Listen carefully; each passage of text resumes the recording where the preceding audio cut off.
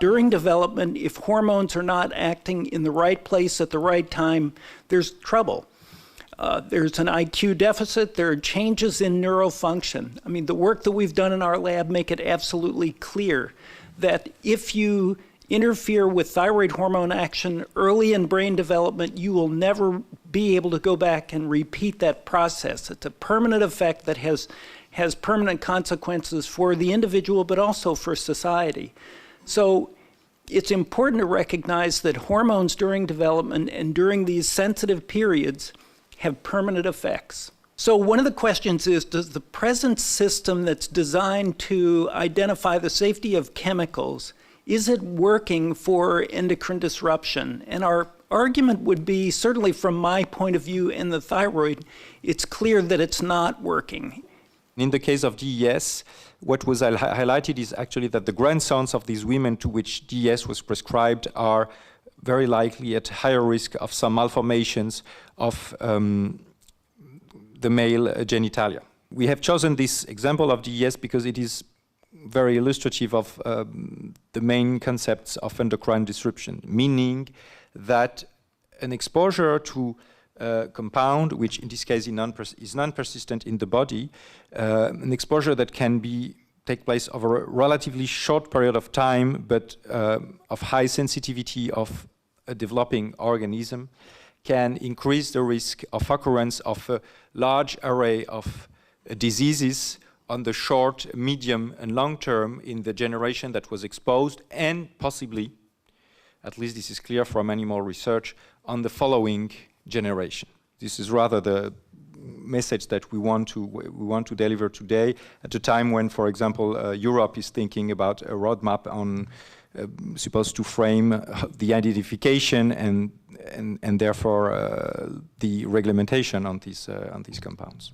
When we talk about either hormones or endocrine disruptors, very few can be enough.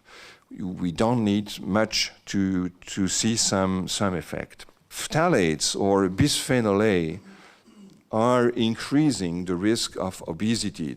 Such a situation has, of course, health implications.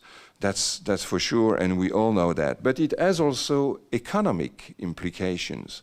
It has been calculated in a recent publication that about 40,000 euros would represent the incremental lifetime medical cost of a 10-year-old obese child. The increased incidence of non-communicable disease cannot be explained by genetics alone. We've got major increases in metabolic syndrome, in obesity, diabetes type 2. We've got these increases in reproductive cancers. Quite rightly, Remy has insisted that the epidemiological problems of showing the link between endocrine disruption and the cancers themselves is very difficult. But we do know that hormones integrate multiple body functions that are perturbed in these disease states, and so the hypothesis of the endocrine link is very strong. It's quite clear from the epidemiology that the current identification methods are not working. So we need rapid alternative test methods, and I really think that Europe, with this public consultation, with the way that Europe's currently thinking about endocrine disruption, I think Europe could possibly also lead the way in using cutting-edge science to inform regulators of risk or non-risk. If you think of all these organ systems which are developing, they're the hardware. They're the external boxes and things you attach to your computer. The endocrine system here is acting like the software. And what's happening right here, that software is being written. So it's not the same as in the adult, where the software is already present, and we can get an idea of how it's functioning. Here it's being written, and while it's being written in these very early stages, it's very, very susceptible to external influences. In all of our talks, I think we've really emphasized the importance of development, the importance of hormones and what they're doing in development. If you interfere with hormone action during development, you're not going to get it back. It'll be a lifelong problem.